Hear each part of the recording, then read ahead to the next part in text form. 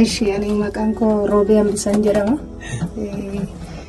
Kanan jiraadhu asii Lakkuu Kattaadha. Waldaan kun Lakkuu Kattaa Qaaliwatiidha. Carraa ta'ee namoonni kun akka hojii kanaaf hojjedhu Waaqayyo carraa kana naaf kenne. Ergi hojii kana jalqabee hojiin hojjechaa jiru kun wanni kun damma walalaa jedhama. Walalaa daabbootti kan nyaatamu bifa kanaan jechuudha. Kun immoo damma birzii jedhama. Birzii jechuun yeroo moodedii kana naqanii kan itti mammoodha jechuudha. Garaagarummaan isaa kanadha. Qodaan argamu kun immoo kan itti gurguramuudha. Inni kun walalaan kun tokko kiiloo 10 nyaata.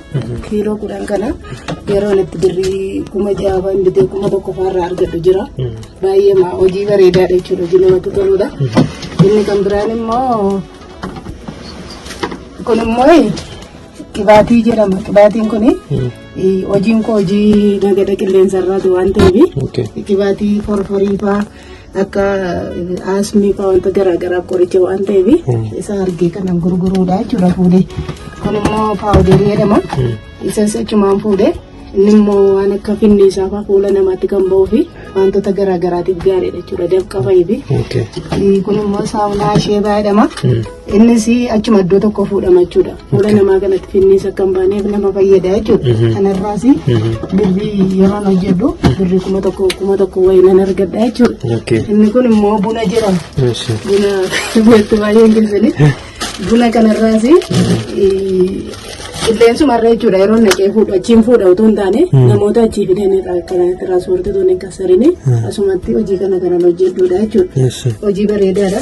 Inni kun immoo miinsalan ittiin gurguruudha jechuudha. Kanaafuu carraa kanammoo abbaa coomaa ta'uun abbaa bonaa jedhama. Maqaan isaa Wallaggaa ganna fuudha jechuudha. Namooti baay'een beeku. Isa kanarraas hojjechaa jira jechuudha. Kanaaf baay'ee kana Waaqayyoo galateeffadhu. Waaqayyo carraa kana naa kennuusaaf baay'ee Waaqayyotti gammada. Addumaan immoo namoota hojii kana akkan hojjedhuuf karaa naa bananii Waaqayyo baay'ee jireenya isaanii bara isaanii eebbisuun jedha. Birrii meeqaan kanan jalqabe kan amma yeroo jalqabaa fi kiiloo kana lamaanii kiiloo 10 birrii 10,000 nan fuudha. 5,500 jechuudha.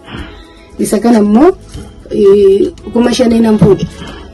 Isa kan biraa immoo akkasumatti ilaalee fuudhee jechuudha. Maqaan koo Buzee Yaadiin jedhama. Waldaan koo Lakkuu Kattaa Makaana Yesuusiin jedhama. Carraa kana na uumanii kiloo hojiin qabu ture. Walumaa galasaatti Waaqayyo na gargaaree isaan na eebbisu. Warra kana carraa kanaan kiloo nama harka namaatiin ture. Carraa kana na uumanii kiloo hojii kana waan hundumaa naa fidanii ittiin jireenya koo fooyyeffatan jira. Naaf baay'een isaan galatee 25,000 argadhe. Birrii 25,000 fideen immoo kiloo mi'a kana nama hunda isaa fidadhe. Waan hundumaa jalqabe. Kasalan fidee, dinnichaan fidee, shunkurtiin fidee, timaatimiin fidee, nacci shunkurtiin fidee, qaaraan fidee, hundumaa isaanii dumarratti immoo jira. Qulaalis fideera. Hunda isaa immoo waan suuqii waan tokko fideera. Waan xiqqoon naate isheen itti guuttachuuf hin jira. Waaqayyo isin haa eebbisu. Guddaan isin galateeffadha warra carraa kana naa uumtaniif.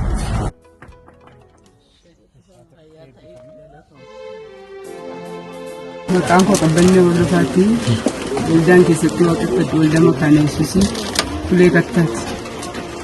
Waaqayyo galatu gooftaan galanni guddaan haa ta'u. Gargaarsi ana geemmoo birrii qarshii ana bira ga'ee 25,000 hojii ittiin jalqabeen jira jechuudha. Kanan jalqabeeru buna, saamunoota garaagaraati, zayitiidha, shunkurtii fa'i, timaatimii, qaaraa, dinnicha, wantoota kana fakkaatanidha. Ittiin jalqabee jiru 19,000. 6,000 immoo baankii kan kaa'e.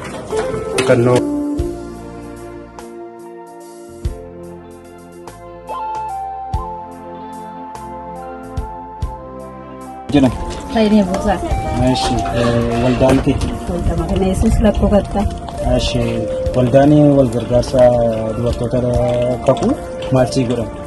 waldaan gargaara dubartoota tokko kun yaasannaa godhan birrii 25 hojii akkan hojjedhee kunuuf fooyyessee jijjiiramaa agarsiisuuf 25 na badhaasa jira. Birrii 25 si kennameen maal wajjin hojjechaa jirta? Kun waan akka barbaree, buna, shunkurtii, naqi shunkurtii, dinnicha kasala waan akkana hojjechuu jalqabeen jira. Waldaa kana maal jechuun barbaadda? Waldaa kana guddaa waaqayyo isaanii eebbisuun jedha. Booras darbanii warra akka kootii kan akka